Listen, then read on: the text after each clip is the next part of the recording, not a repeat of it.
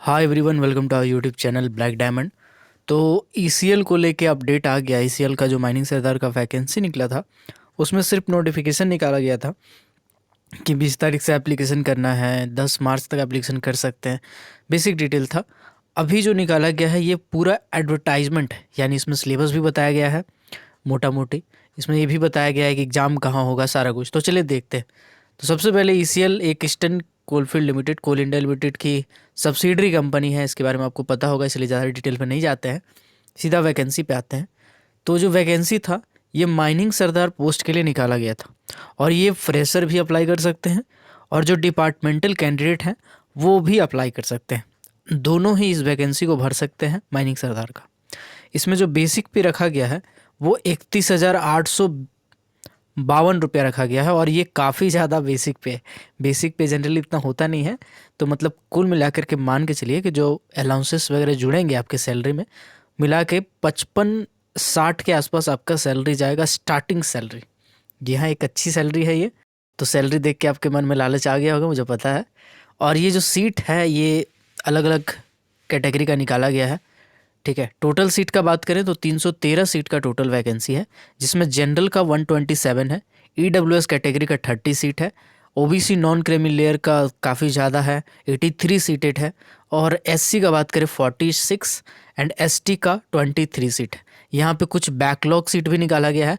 Backlog seat का मतलब होता है कि पिछली बार वैकेंसी निकाली गई थी जिसमें 4 सीट बच गया था एसटी कैटेगरी का, तो उसके लिए भी आप अप्लाई कर सकते हैं। तो एसटी वाले इसको जोड़ के, यानी कि 27 सीट है आपके लिए अलग से कैटेगरी में, ऐसा मान के चलिएगा। फिर यहाँ पे पीएच आइडेंटिफाइड पोस्ट में एनए लिखा है, नॉट अवेलेबल, मतलब ये सीट अवेलेबल नहीं है, क्योंकि पीएच वाले माइनिंग सरदार का वैकेंसी बेसिकली नहीं भर सकते। टोटल 313 सीट का वैकेंसी है। ठीक है, इसके बाद यहाँ पे वीडियो वगैरह लिखा हुआ है कि 10वां कोल वेज एग्रीमेंट के हिसाब से आपको मिलेगा, लेकिन एक्चुअली मिलेगा आपको 11वां वाला से, क्योंकि जेबीसी से 11 का मीटिंग चल रहा है दनादन, और बहुत जल्दी साल भर में वो फाइनलाइज हो जाएगा। आप जब तक ज्वाइन कीजिएगा तब तक आपको 11th पे के हिसाब से पैसा मिलेगा, मतलब और भी सैलरी बढ़ सकता है, घटेगा नहीं। ठीक है, 55-60 मिनिमम मिलेगा, हो सकता है और 10,000-15,000 ज़्यादा मिले, तो अच्छा खासा सैलरी होगा। देन बात करते हैं क्वालिफिकेशन पे, डायरेक्ट आते हैं। तो देखिए, क्वालिफिकेशन ऐसा है कि अगर 12 किए हुए हैं, 10+2 है मतलब, या इसको इक्विवेलेंट है, और माइनिंग सरदारशिप का सर्टिफिकेट है, गैस टेस्टिंग का सर्टिफिकेट है, और फर्स्ट एड का सर्टिफिकेट है। फर्स्ट एड क्या सनजोन वाला चलेगा? जी चलेगा। फर्स्ट एड क्या दूसरा वाला चलेगा? जी चलेगा। कहीं से भी आप किए हैं, अगर आपका डीजीएमएस वाला जो लेटर जारी किया है अलग अलग कंपनी का, वहीं में से, उन्हीं में से किसी से आप कर लिए हैं, ऑथराइज है डीजीएमएस से, तो आपका फर्स्ट एड बिल्कुल वैलिड है। आपको घबराने वाली बात नहीं, क्योंकि यहाँ स्पष्ट नहीं किया है, आराम से आप भर सकते हैं, कोई दिक्कत वाली बात नहीं है। या तो वो क्वालिफिकेशन होगा, या फिर अगर आपने डिग्री या डिप्लोमा किया है, बीटेक वाले भर सकते हैं क्या? जरूर भर सकते हैं। सेकंड क्लास मैनेजर सर्टिफिकेट वाले भर सकते हैं, जरूर भर सकते हैं। फर्स्ट क्लास वाले भर सकते हैं। डिप्लोमा डिग्री किए हैं, साथ ही स्टेचुअरी कंपटेंसी सर्टिफिकेट, चाहे माइनिंग सरदार का हो, चाहे ओवरमैन का हो, कोई भी चीज़ का हो, माइनिंग सरदार से ऊपर का सारा भर सकते हैं, कोई दिक्कत नहीं है। गैस टेस्टिंग चाहिए और फर्स्ट एड सर्टिफिकेट चाहिए। गैस टेस्टिंग नहीं है, भर सकते हैं क्या? नहीं भर सकते हैं आप। फर्स्ट एड नहीं है, नहीं भर सकते हैं आप। ठीक है, तो तीनों होना ज़रूरी है। और ये जो डेट होगा आपका, जितना भी एज है सब कुछ कैलकुलेट होगा, वो 20/2/2022 का डेट से कैलकुलेट होगा। क्रूशियल डेट यही है। और इससे पहले आपका सारा सर्टिफिकेट ग्रांट हुआ होना चाहिए। इसके बाद का सर्टिफिकेट नहीं चलेगा, इसके पहले वाला सारा टेस्टिमोनियल सर्टिफिकेट होना चाहिए। ठीक है, देन बात करते हैं कास्ट वाला रिलैक्सेशन का। तो देखिए, ऐसा है कि अपर एज लिमिट 30 ईयर है, मतलब 30 साल तक भर सकते हैं, और 5 साल SC/ST का है रिलैक्सेशन, OBC का 3 साल है।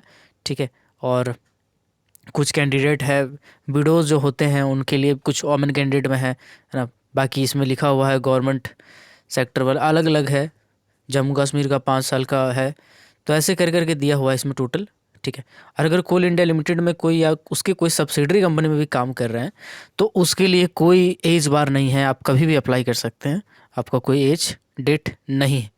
ठीक, देन अगर बात करते हैं वैकेंसी भरेंगे कैसे, तो बोला गया है कि भरने से पहले आपके पास ये personal mobile number, email ID सब रखना है आपको साथ में। ठीक है, ये स्पष्ट कर दिया है यहाँ पे। एक लिस्ट भी यहाँ पे बताया गया है कि जब आप फॉर्म भरिएगा, फॉर्म भरने से पहले ये सारा डॉक्यूमेंट अपने पास रखिएगा। एक ईमेल आईडी रखिएगा, एक मोबाइल नंबर रखिएगा और ये दोनों चेंज मत कीजिएगा क्योंकि इसी में मेल वगैरह सब आएगा। पर्सनल और एजुकेशनल क्वालिफ़िकेशन जो होगा, डिप्लोमा है, बीटेक है, उसका आपको रखना है, रिज़ल्ट और मार्क्स पासिंग दोनों। देन आपका डिप्लोमा, डिग्री, 10th 12th सबका मार्कशीट रखना है, ठीक है। देन वैलिड कास्ट सर्टिफिकेट है, ओबीसी, एससी, एसटी अगर आपको भरना है तो लग सकते हैं।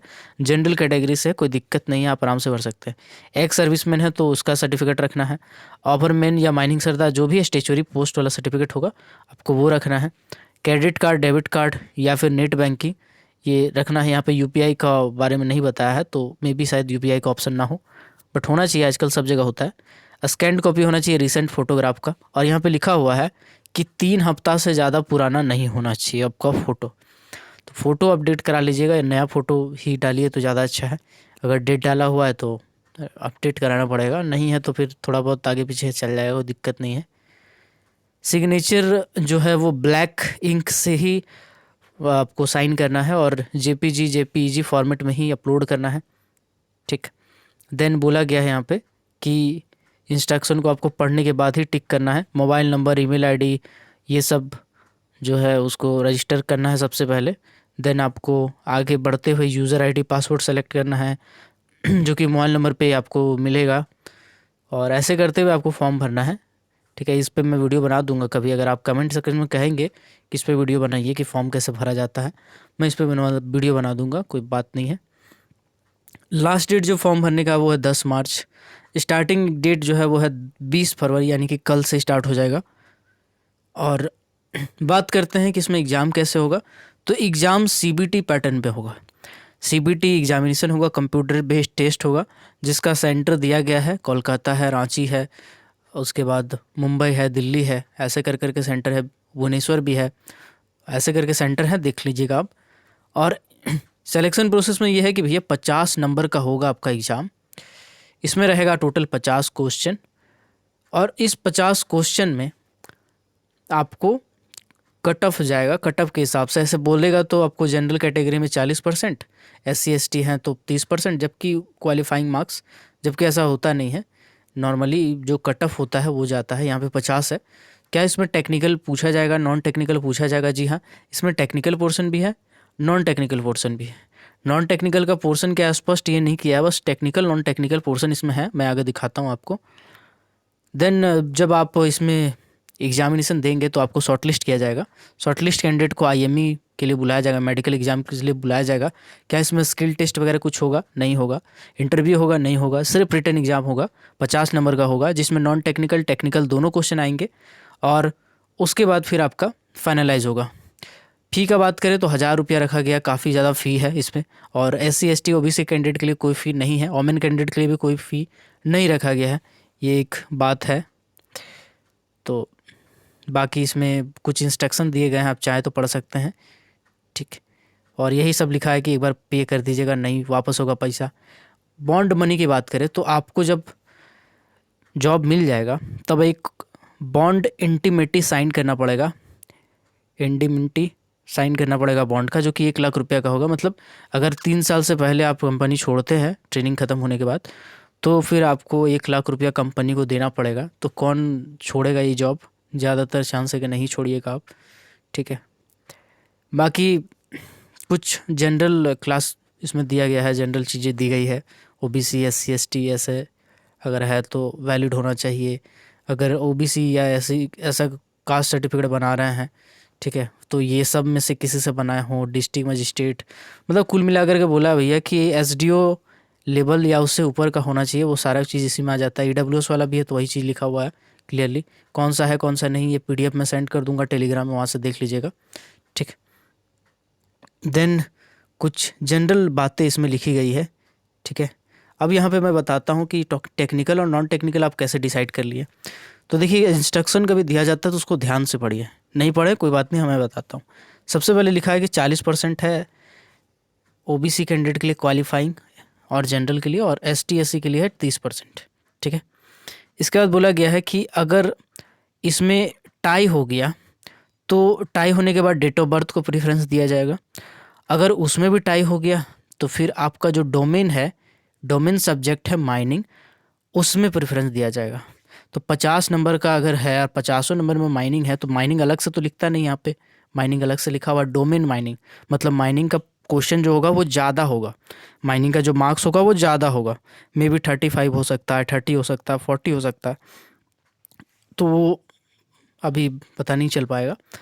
तो टेक्निकल भी है और नॉन टेक्निकल भी है, ये वहम में नहीं रहिएगा कि टेक्निकल खाली पूछेगा नॉन टेक्निकल नहीं पूछेगा, 50 नंबर का तो क्वेश्चन है, ऐसा नहीं है। टेक्निकल और नॉन टेक्निकल दोनों रहेगा, ये सब इंस्ट्रक्शन में ही कहीं ना कहीं स्पष्ट हो जाता है। बाकी आई होप यहाँ पे सेंटर के बारे में दिया गया है कि कोलकाता है, रांची है, मुंबई, हैदराबाद, दिल्ली, भुवनेश्वर, बिलासपुर। बोला गया है कि सेंटर बढ़ाया घटाया जा सकता है, जिसका चांसेस एकदम नहीं है। तो जल्दी फॉर्म भर दीजिए, अच्छा रहेगा। आपका जो लोकल सेंटर है वो मिल जाएगा, ठीक है। इनमें से सब जगह सीबीटी एग्ज़ाम ही होगा।